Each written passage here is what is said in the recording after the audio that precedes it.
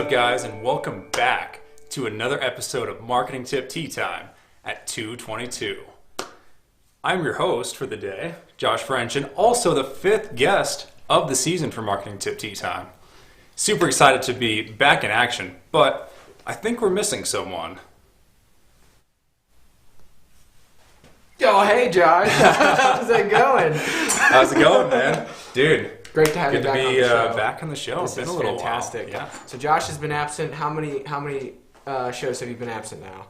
Many. A few. Yeah. But, I was in the first 70 or so. Ever since he became a producer. Yeah. Just hasn't been on the show as much. We miss you. Yeah, I've been behind the scenes, filtering questions, helping with setup, running the show last time. That was a lot of fun, but it's really cool to be back in front of the camera again, just like old times. I'm excited. Me too. All right, well, before we dive in too far into our episode today, I want to thank our season sponsor, Whole Brain Consulting. All right, Whole Brain, thank you. Brandon, thank you. Thank you, Whole Brain. Whole Brain Consulting is an outsourced operations consultancy that specializes in the consumer products industry. Providing solutions catered to your production. Services include QA, QC, Supply chain, operations, logistics, R&D, and private equity due diligence. Thank you so much. That was really synced. Whole Brain Consulting. That was really good. Yeah. Thank you, Whole Brain. All right, so now I'm going to introduce today who we've got on the show, which is right here, Josh French. Josh French is a managing partner and finance director at Zova Marketing. He's also the in-studio producer for this show. Isn't that great? Now he's in front of the camera. We'll catch up with Josh and learn about how finance and marketing go hand in hand. Josh will cover key finance metrics to monitor in marketing, finance audits, and things to consider when looking at your finances as they relate to marketing. Is that all? Did I do that right? Is that what we're going to talk about? Nailed it. Perfect. Nailed it. Perfect. Yeah. And They're pretty important when it comes to crafting a good marketing strategy. Yeah. You got to make sure it's profitable, right? A lot of people You gotta ignore make the money. finances. They just think, I'm going to spend money on marketing and floop-de-doop, there we go. But that's not the way. At the end of the day, you got to make money, right? But first off, we're going to talk about the most important part, which is the tea. Yes, so this tea is a very special one of my favorites. It's actually imported, very, very fancy. It's an imported tea, yeah. From a brand called Folgers. Folgers. It's very exotic, yes. Very exotic, and typically it's something that I drink every day, actually. Folgers. So if you saw, I actually dropped in the mixture for that. Folgers Noir. Right now it's just... We're steeping it. Yeah, let's mix that up there. Mix it up a bit. Oh, it's a really I'm dark. with the spoon. It's a really It's a really dark tea. Folgers, yeah. It's if you haven't heard of it, go look it up. I think it's like Austrian or something like that. Yeah, that's. All right, now I'll pour for Josh. Oh yeah, just go ahead and pour that in there. The legendary pour. Yeah, give it some hype. There you go.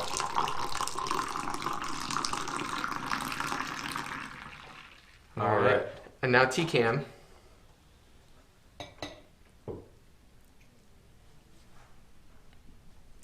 Look at that pour. Look at that pour. Oh!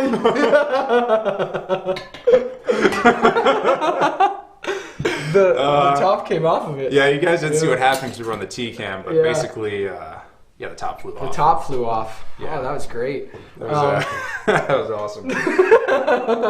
All right, cheers. All right, cheers. Here we go. All right, so I'll show you all the Folgers Noir. It's Yeah, Noir. There we go. Here it is right now. This is the Golden Dusk. It's Folgers instant coffee. So Josh, what I drink every day. Tell me the story about how you landed on Folgers Noir instant coffee. So one fateful day, I was strolling through Walmart, and through the coffee aisle, out of the corner of my eye, I noticed this jar of instant coffee, and it caught my attention and just captivated me in a way that I cannot even explain on this show right now. That's beautiful. I was like, wow. Basically like, hey, instant coffee, it's $5, it's a love story, it. honestly. Yeah, and now you are very loyal to this brand. / addicted. Yes, exactly. All right, so If any of you have any questions, gross. If any of you have any questions or comments or anything, you can leave them on Drop them Facebook, down below. and YouTube. I'm gonna try and kind of be watching that. So Or on the hopefully- side. I think the chat's on the left side of us, right? The chat is. Yeah. Yeah, we're going. Drop them over here. All That right. direction. Okay. Cool. So let's get into it, man. All right. So Josh is just gonna kind of go, and I'm gonna ask questions like I'm a 4-year-old, and Josh is gonna just keep it rolling. So today we're talking about finance, right, Josh? Yes. So today we're talking about finance. If you guys don't know, Aaron and I's backgrounds. Aaron studied marketing in college. I studied finance, and with Zova, we kind of brought the two together. Integrating financial concepts into marketing, as far as figuring out ways that we can make the most profitable marketing strategies for our clients, figuring out targets such as how much can you pay for a customer, things like figuring out your customer lifetime value, which we'll talk a little bit about. But yeah, we kind of just brought those principles in. So And some of these principles like EVPC and things like that. Where did you pull those from? Yeah. So kind of one of our starting things that we started incorporating with our clients is called EVPC, or expected value per conversion. And originally, I'm a big poker guy, so I actually got that concept from studying poker. Yeah. EV is a typical term you'll hear professionals talk about when justifying poker decisions. If they're good or bad, they're either positive or negative EV, so they'll make or lose money in the long run. So that's what that expected value represents in that game. Yeah. So bringing that into marketing, we started doing that for event clients actually. We did. Looking at, if they had multiple tiers of tickets, how much does each one cost? What's their profit margin per ticket? And then what's the percentage chance that each ticket is bought from the 3 or 4? Yeah. And it's through a process of breaking those percentages down and the values down that you get that expected value per conversion. Right. And that's what we use to forecast to see if a campaign can be profitable. So let me ask you something, Josh. Why should anybody care about finances and marketing? Well, let me ask you this. Do you care about money? I mean, I care about money. I do too. And if you care about money, that's why you should care about this. But a lot of people just view it as an expense.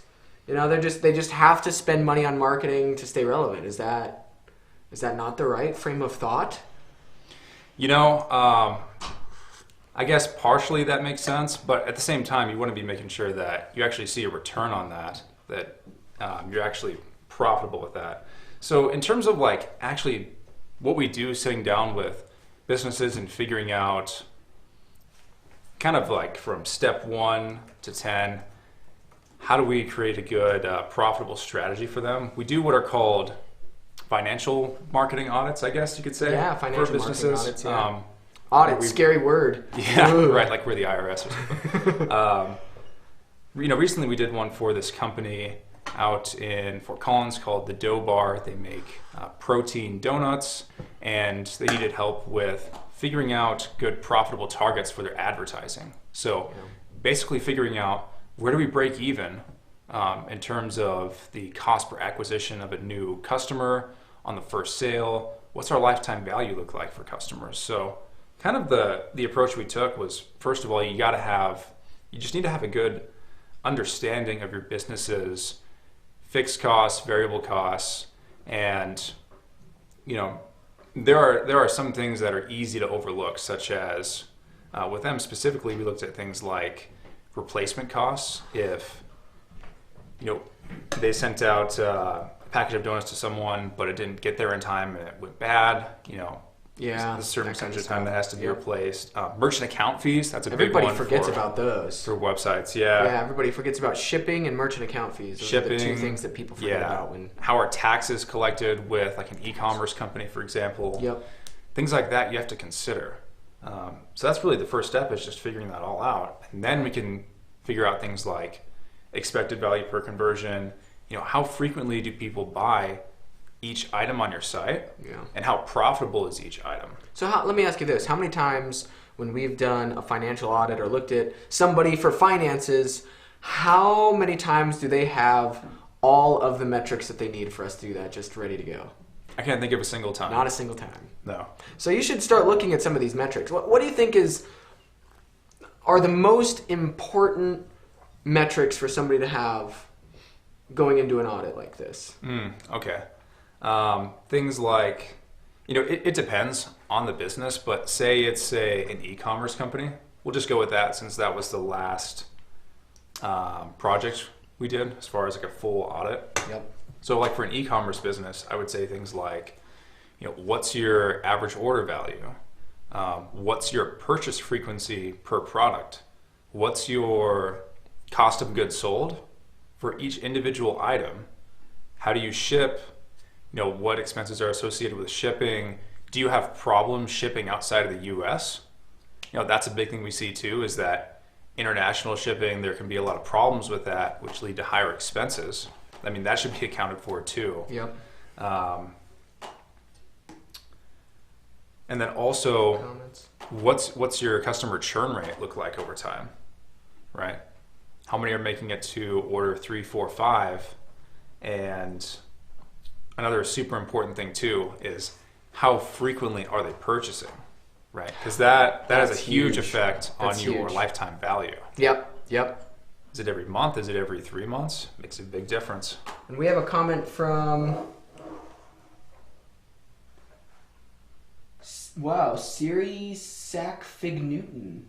Oh, nice. Yeah. Nah, Siri Sack Fig Newton. Sir Isaac Fig Sure, Newton. nice to see the Zova Marketing Executive Director in charge of finance. Yes, that's Senior Executive Director in charge of finance. Director. Thank you very much. Thank you for leaving the comment. Siri Sack Fig Newton. No, our producer upstairs is saying Sir Isaac Fig Newton. Thank you for the comment. Thank you for the comment. Oh man, so eventually we're gonna have to put a screen up over here for comments. This is craning my neck around, gonna break my neck. Need some screen-on-screen action. All right, so screen-on-screen action. Yeah, exactly. All right, so through all of these different metrics that somebody's looking for, I mean, really, at the end of the day, we're trying to make clients a profit on their marketing spend. And so, what is the process of getting down to that part? Then I know you talked about a lot of different metrics, but we really want to hone in on a few key metrics that we essentially calculate, and then what do you do with those metrics? So now you have a pile of numbers. What do those mean? What do those do? How can we make those actionable? Right. Because there's a few metrics that we look at in advertising campaigns to know that we're being profitable or unprofitable with campaigns. So those would be things like the target cost per acquisition. So how much does it cost to get a sale? And then target return on ad spend, which is a metric that shows as a multiple, basically how many times higher can your revenue be than your ad spend on your campaigns. So it's those two things that we really deduce down to. Yeah. So we can see in Google Ads, hey, you're getting conversions for $20. You're getting sales for $20, but according to your website audit, you break even at $23. So you're losing money, we got to change something. Exactly. Things like that. Additionally, when we're looking at things like lifetime value, looking at churn rate over time, that's a big thing that we consider and give input on, because there's a lot of things that can be done to help improve that churn rate. Yeah. So things like adding in subscription services. Yep. That was one of the things we talked about with our previous client. We mentioned adding in subscription services and offers just to pull in first-time buyers back again to make a repeat purchase. Yep. Because the churn rate was different across churn rate different is phases. different. From Yes. order 1 to 2 and 2 to 3, totally different story. Yep. So you can find little areas of opportunity that can really boost that lifetime value. Big time. And we all know it's cheaper to retain a customer than get a new one. Right, exactly. And the biggest mistake that we have seen happen is that somebody is spending more money on a customer acquisition than the lifetime value of that customer is worth. And so, sometimes you can give up a little bit of profit in the immediacy if the lifetime value is going to be significant in the future. But if not, then you've really got to take a look at some of these. We've had clients come to us and they're selling a lot, but then they're like, I'm still losing money every month. I'm still in the red. What the heck's going on here? And it's very simply looking at these sorts of metrics and figuring out what is going on and what we're going to be going for and how we're losing money. Many people just don't understand how they're losing money. They forgot, again, the shipping, they forgot taxes, they forgot to put these sorts of metrics into their calculation. And Josh does a great job of thoroughly, very, very thoroughly going through all of the financial metrics to make sure that everything looks good. So yeah, we go through with a fine comb, as you could say. Fine comb. It's important that that's accurate, just because a small change, like, for example, maybe and we've seen this in Shopify, for example, maybe your AOV is calculated net of taxes or pre-taxes, right? That makes a big difference. And AOV stands for average order value, if you haven't heard that term before. It's a common e-commerce term. Yeah, exactly. And, okay, so we've got these sorts of metrics, and not only do we want to make decisions on these metrics, Josh, what are some other things that we could be using these metrics to make more decisions for? How can we forecast? How can we now start to build an actual model to be able to know these things? Right. Well, the great thing about some of the stuff we do, especially with Google, because we're pretty heavy into Google Ads, is we can use their forecasting tools to see, is it even worth pursuing different marketing channels based on historical data with cost per click, using an estimate of conversion rate to figure out what's their cost per acquisition going to be for a new customer. We're kind of able to backtrack and work out which platforms would actually work to advertise on. Right. For example, one of our previous clients, current clients that we previously looked at for this website evaluation, right, or financial evaluation, they didn't really fit for Google Ads just because their average order value was low lifetime value, and for them, the clicks in their space were relatively high. Yeah. So we actually were able to work out, the long run, not actually going to make money advertising on Google, so we chose a different marketing channel that we weren't essentially gated by that high acquisition cost. Yep, exactly. And so, all this information is just so beneficial if you are a business owner or you're a marketer and you're not looking at these financial metrics. It is important. Very, very important that you look at these metrics. They can make or break certain parts of your strategy. Yeah, the whole thing. And so, a few other questions for you, Josh. You've been behind the scenes. I feel like our audience wants to get to know you. You've been gone for so long. So just, tell us about, what you're working on, what the direction of Zova, how you're feeling, how everything's going. The whole scoop, the whole Josh scoop, as we call it, spilling the tea on the Josh scoop. Spilling the tea, huh? The Folger's Noir. Folger's, yeah. Folger's. Gosh, yeah, things have been good. Been healthy. If you've been around a while, you know that I had some health problems I was going through a little over a year ago. And thankfully that's all behind me. I feel great. Been getting back in the gym. Nice. Getting strong again. I've actually surpassed my previous strength from before my health issues happened. So, wow. Feeling good and good physical shape. Congratulations. Woo! And then just going hard with Zova. Yep. Yeah. We've Aaron and I have a lot going on with future plans for not just this show, but all of our operations with the services we offer, really expanding those out. There's a lot going on. And a few secret sauce things behind the scenes too that we're working on. Yeah. Yeah. I mean, it's been a great journey, and we're getting ready for Zova 8.6 or whatever version we're on. We're pretty deep in the versions, We're pretty deep. And we're just so thankful for everyone who has joined us on this journey, Truly, thank you. Thank you to all of our viewers, our subscribers. Go subscribe. If you're not subscribed, you gotta go and you've gotta click subscribe on YouTube.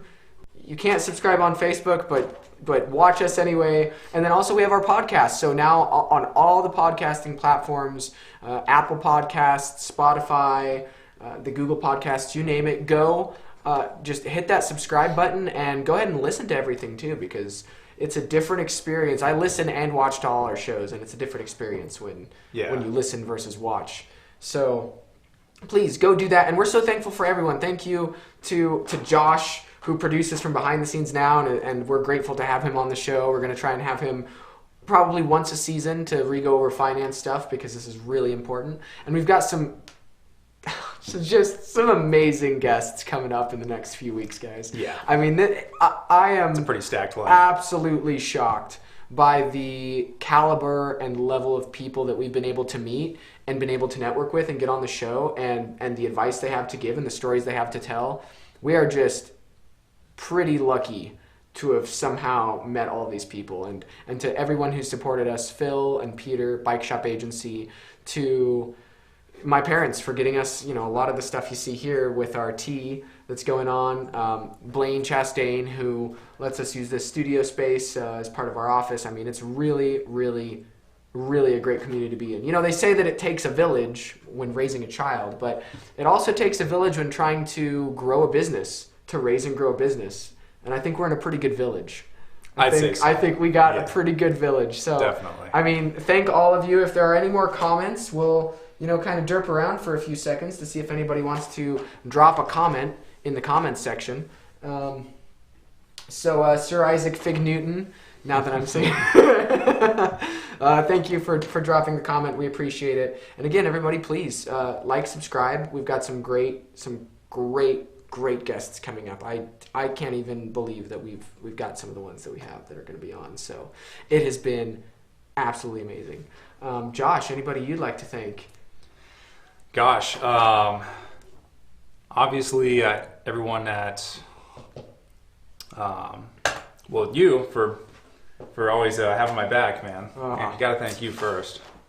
Aaron's always been there for me, even in the worst of times, man. Oh yeah, there were some sketch times. There were some the health rough. stuff, yeah. So got to thank you first, and then thanks, man. Yeah, I appreciate that. Everybody that's been a part of the show, Bike Shop.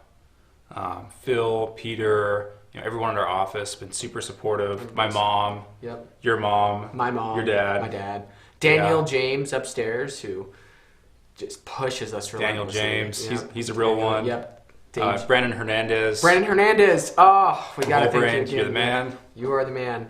We love all of you. I mean, it's been fantastic, and we were glad to just come on and give a little bit of a finance update and a little Zova update and a little bit of a Josh update as well. I mean, it's been great. So thank you to everyone. That's, I think, our time. So my gosh, just thanks everyone. I don't know what to say, but thanks and subscribe. Those are the two things. Hit that. What does Daniel say? He's like, smash that like button. Smash that like button. Hit the. Go ahead and subscribe and like. That'd be cool. That'd be pretty cool. And go check out our website, zovamarketing.com, and you can see blogs and all of the past episodes on our blog. So we have articles that are written with each one. We love it. And I'm going to have to clean up a little coffee spill that happened, but until next time, nobody Thanks for joining us. Nas Ravi. Thank you so much, everyone. Cheers.